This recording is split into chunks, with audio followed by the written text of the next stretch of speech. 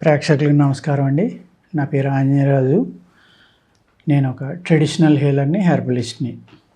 చాలామంది ఫోన్లు చేసి అన్నం తినమంటారా వద్దా, లేకపోతే మిల్లెట్స్ తినమంటారా, లేకపోతే గోధుమ రొట్టె తినమంటారా, జొన్న రొట్టె తినమంటారా, ఒక పూట తినమంటారా, 4 పూట్ల, 3 పూట్ల, ఇలాగా అనేక రకాల ప్రశ్నలు వేస్తున్నారండి.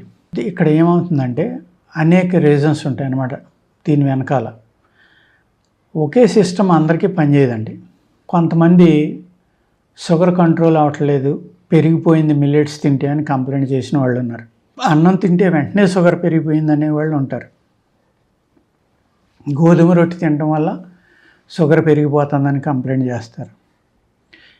ఎందుకు ఇలా జరుగుతుంది అనేది మనం ఆలోచించుకోవాలి. ఎందుకు అంటే ప్రతి మనిషి యొక్క శరీరతత్వం డిఫరెంట్గా ఉంటుందండి. అంటే నేచర్ అంటాం, బాడీ నేచర్ అంటాం మనం, అది ఇంగ్లీష్లో. ఈ బాడీ నేచర్ అనేది డిఫరెంట్గా ఉంటుంది కాబట్టి మనం ఆయుర్వేదంలో వాతపిత్త కఫాలని ఆ బాడీ నేచర్ని బట్టి ఎవరి మందులు వాళ్ళకే ఇస్తామండి. ఇక్కడ ఒక మందు తయారు చేసి మొత్తం మీద భూమి మీద ఉన్న వాళ్ళు అందరికీ ఇచ్చేసి ఆ జబ్బు తగ్గించేద్దామంటే అది అయ్యే పని కాదు. ఆయుర్వేదంలో ఉన్నది అదొకటండి. అందుకు ఏంటంటే ఇటువంటి ప్రశ్నలు వేసినప్పుడు మీ శరీర తత్వాన్ని మీరు అర్థం చేసుకుని, మీరు అన్నం తింటే, రైస్ తింటే వెంటనే షుగర్ పెరిగిపోతుంది. ప్యూర్ బ్రౌన్ రైస్, దంపుడు బియ్యం తిని చూడండి, పెరగలేదు. అప్పుడు దాన్ని కంటిన్యూ చేసుకోండి. మీరు మిల్లెట్స్ తింటే షుగర్ పెరిగిపోతుంది, లేకపోతే అజీర్ణం చేస్తుంది, గ్యాస్ పెరుగుతుంది, ఇబ్బంది అవుతుంది.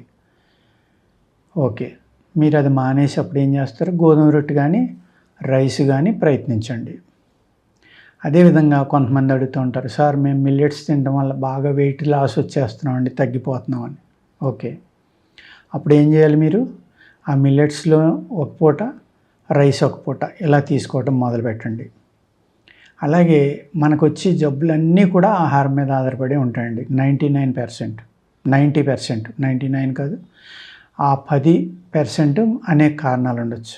మెయిన్ ఏంటంటే మనం తినే ఆహారం వల్లే అనేక జబ్బులు వస్తాయండి. మన ఆలోచన వల్ల కూడా జబ్బులు వస్తాయి. ఈ తినే ఆహారాన్ని బట్టే ఆలోచన కూడా మారిపోతుంది అన్నమాట. ఆహారమే మన యొక్క బ్రెయిన్ని కంట్రోల్ చేస్తుంది చాలా వరకు, చాలా అంటే చాలా వరకు. అందుకు ఆహారం తీసుకోవడం అనేది చాలా జాగ్రత్తగా తీసుకోవాలండి. జాగ్రత్తగా అంటే ఏంటంటే మీరు రోజు 3-4 సార్లు తినకుండా 2 సార్లు తింటా, అంటే ఉదయం ఒకసారి, మళ్ళీ సాయంత్రం, మళ్ళీ ఉదయం దాకా ఏమీ తినొద్దండి. ఆ విధమైన అలవాటును కనుక మీరు చేసుకుంటే, అంటే తిన్న ఆహారం పూర్తిగా అరిగిపోవాలి. మీరు ఏది తిన్నా సరే.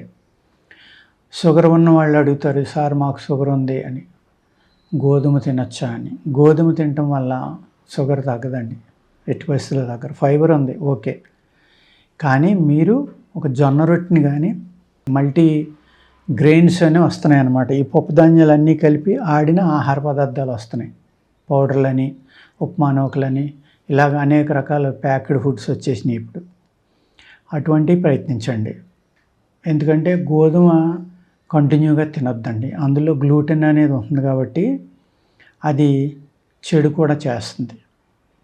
మంచి ఉంది, అందులో చెడు ఉంది. చెడు ఉన్నది తెలుసుకుని మనం ఎందుకు తింటాం? గ్లూటెన్ ఫుడ్ అనేది వాళ్ళ ప్రతి ఒక్కళ్ళు మాట్లాడుతున్నారు, అందరికీ తెలుసు. మైదా, గోధుమ ఇటువంటివి అన్నమాట. అందుకు మీరు ఏం చేస్తారంటే మీ బాడీకి సూటబుల్ లేదనేది మీరు ఆలోచించుకోవాలి ముందర. కొంతమంది దంపుడు బియ్యం కానీ బ్రౌన్ రైస్ కానీ తింటే మాకు విపరీతంగా గ్యాస్ పెరిగిపోతుందండి, కడుపులో మంట వచ్చేస్తుంది, ఇండైజెషన్ అంటారు. నిజమే, వాళ్ళ శరీరతత్వం అది. అంతే తప్ప బ్రౌన్ రైస్ తింటలేదని భార్య మీద కోపగించడం, భార్య భర్త మీద, వీళ్ళిద్దరు కలిపి పిల్లల మీద, ఎందుకు అరగదు మాకు అరుగుతుంది అంటాం. దయచేసి ఇలా ఇబ్బంది పెట్టద్దు ఎవరిని. ఎందుకు అంటే అందరికీ పడదండి అది. డెఫినెట్గా కొంతమంది కంప్లైంట్ చేస్తారు. అటువంటి వాళ్ళు మానేయండి. మానేసి కొంచెం ఒక జొన్నలు, మంచి పాత జొన్నలు తీసుకోండి. అందులో ఆ జొన్నలు కూడా ఎలా అంటే మీకు నవంబర్ డిసెంబర్లో వేస్తారు, సాగి జొన్నలు అంటారు. మంచుకు పండుతాయి అన్నమాట. అది ఒక్క తడి ఉంటే చాలు. ఆఖరిని భూమిలో పూర్తిగా తడి తగ్గిపోయే ముందర దున్నేసి జిమ్మేస్తే పంట వచ్చేస్తుంది. ఆ జొన్నలు చాలా బాగా పనిచేస్తాయి. ఏ రకమైన ఆహారం మీరు తీసుకున్నా, పప్పు ధాన్యాలు కానీ లేక ఈ మిల్లెట్స్ కానీ, అంటే చిరుధాన్యాలు, రైస్కి సంబంధించిన ధాన్యాలు, ఈ చిరుధాన్యాలు రైస్కి సంబంధించిన ధాన్యాలు ఇవన్నీ కూడా మీరు నిలవయి అంటే 6 నెలలు దాటిన తర్వాత తింటేనే మీకు ఎటువంటి సైడ్ ఎఫెక్టు లేకుండా ఉంటుందండి. చాలామంది ఏం చేస్తారంటే మాకు ఒబిసిటీ వచ్చేస్తుందని, గ్యాస్ పెరిగిపోతుందని, మోషన్స్ అవుతున్నాయని, కడుపులో విపరీతమైన బాధ వచ్చేస్తుందని, ఒళ్ళంతా నొప్పులు వచ్చేస్తున్నాయండి అని వస్తూ ఉంటారు కొంతమంది. మీరు ఏమి ఆహారం తింటున్నారమ్మా అంటే కొంతమంది పచ్చి బియ్యం తింటున్నామండి, కొత్తగా ఈ మధ్యన ఆడించినవి మా పొలంలో పండినవి తింటున్నాం అంటారు. అవి మానేసమ్మా పాత తినండి అని ఏదో సింపుల్ మెడిసిన్ ఇస్తాం. అదేంటి సార్ బియ్యంలో అంత తేడా ఉంటుందా? మాకు చక్కగా తగ్గిపోయి నేను నొప్పులన్నీ తగ్గిపోయి ఇప్పుడు మామూలుగా అయిపోయాను. నేను ఓన్లీ బియ్యం తినటం వల్లే అంత ప్రమాదమా, అంత ఇబ్బంది కలుగుతుందా అని ఆశ్చర్యంగా అడుగుతూ ఉంటారు. నిజంగానే చాలా ఇబ్బంది పెడతా ఉంటాయండి. కొత్త బియ్యం ఒకటి, కొత్త రకమైన జొన్నలు, ఇటువంటివి అన్నమాట. మీరు 6 నెలలు కనుక కనీసం వర్స్ట్ కేసు 3 నెలలు, 6 నెలలు దాటితే మంచిదండి. రైస్లో ఏదైనా సరే 9 నెలలు దాటితే మంచిది. పూర్వం ఎలా ఉండేదంటే వరి చేను కోసిన తర్వాత కుప్పలు వేసేవారు. ఎండిన తర్వాత కుప్పలంటే ఒక గుట్ట కింద వేసేవారు అనమాట. మీకు సిటీ వాళ్ళకి అర్థం అవ్వాలంటే ఆ రైస్ అంతా లోపలికి పెట్టి ధాన్యాన్ని గడ్డి బయటకు వచ్చేలాగా ఒక పెద్దది వేసేవారు అనమాట.